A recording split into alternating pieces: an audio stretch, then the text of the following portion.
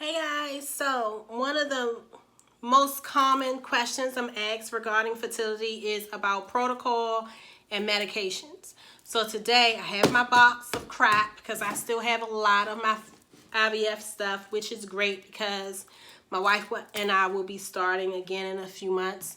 So it's great that I have some stuff left. So I'm going to share with you guys my protocol, restrictions that my doctor gave me, and we're going to talk about supplies. So yeah, so first, this is my protocol. And before I get into this video, let me just say this. When you guys watch my videos or you watch other YouTubers that's sharing their fertility journey with you guys, I need you to take the things that we say as what could happen, not what will happen, because our protocol may be different from yours. Our reason for needing infertility treatment may be different from yours. So our instructions may be different, but look at it as like an example of what might happen, not will happen, because there's a difference between might and will. So for me, my IVF lasted 3 months each cycle. And the reason I say 3 months is because for me, I had to go on birth control for 21 days first. After the birth control, I had to do blood work and a sonogram. Then I started my injections. My injections lasted for 2 weeks. Within those 2 weeks, not only was I on injections, but I had to go to the doctors every other day. After you take your injections, you're going, the last day of your injections, you are going to have to go in for a sonogram and blood work. And that last sonogram and blood work will dictate when your doctor wants you to trigger. If your eggs is not the size that they need them, they may tell you to take meds for one more night, come back and do blood work again. If all goes well, your doctor or your nurse will give you a call and let you know it's time to trigger. The trigger is an injection that you have to give yourself in your back, above your butt, in your muscle. For me, I was fortunate to have my wife. I did not give myself any injections. No, ma'am, I don't got time for it.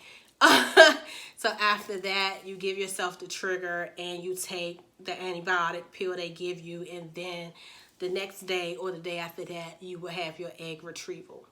For me, my wife and I decided that we did not want to transfer any eggs that did not reach the blastocyst stage.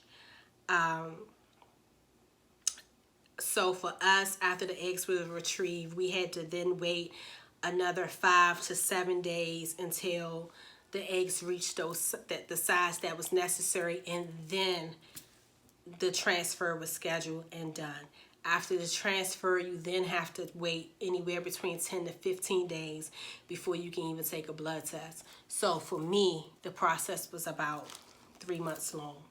Some of the restrictions that my doctor gave me was no penetration, no gym, no heavy lifting. And the reason I was given those restrictions is because my doctor did not want me to do anything that was going to disturb my uterus and my ovaries. So weightlifting was out of the question. Moving furniture was out of the question. And orgasms was out of the question. We were told that we can have oral, but I don't know what the hell type of oral my doctors be having, but the way it's set up in my marriage, it was going to be an orgasm. And it was going to be a big one. So if you don't want me to have penetration out of fear of an orgasm, your girl can't have oral either. So me and my wife, we did 3 IVF cycles.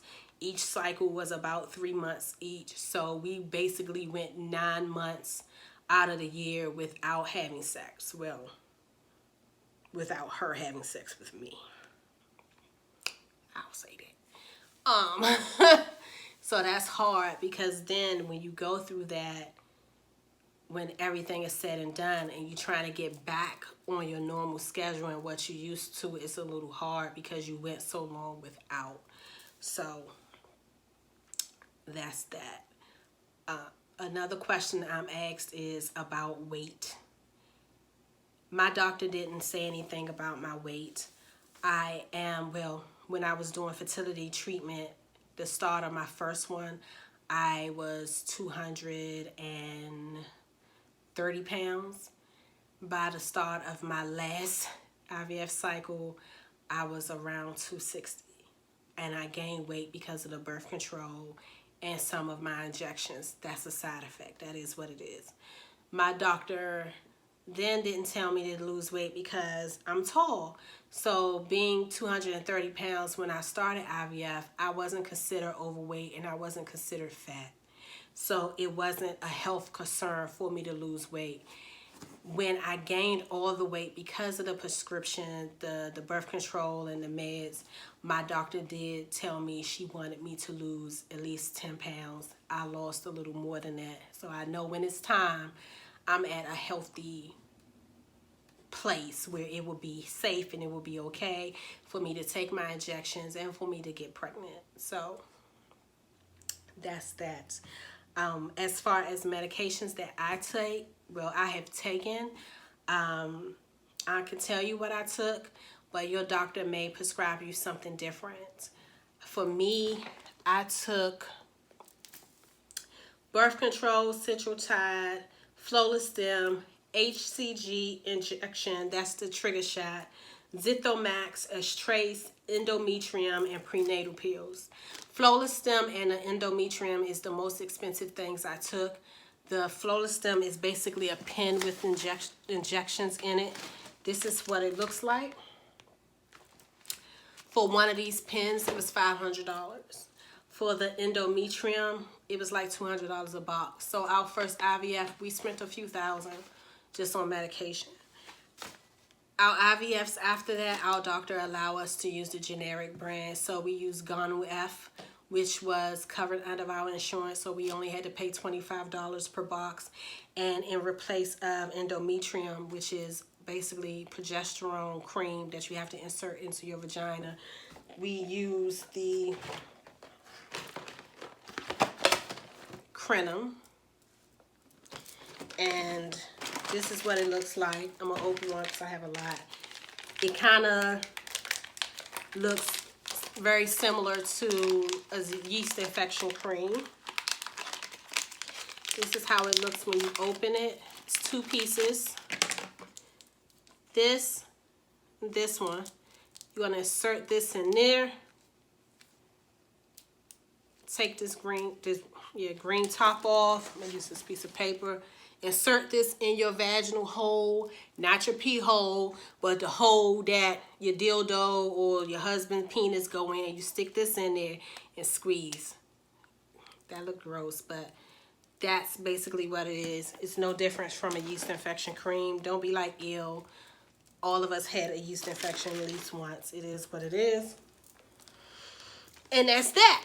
That was my protocol. That was my instructions. And yeah, I hope that answers some of you guys' questions. Like I said before, don't take what any of us share with you as what will happen. Take it as what could happen because everybody's protocol is different. I know people who protocol was completely different. One YouTuber I watched, her doctor allowed her, even encouraged her to have sex during her cycle. That wasn't my story. So don't take everybody's story to heart. What worked for them or what needed to be done for them may not be the need for you. So until next time, bye guys.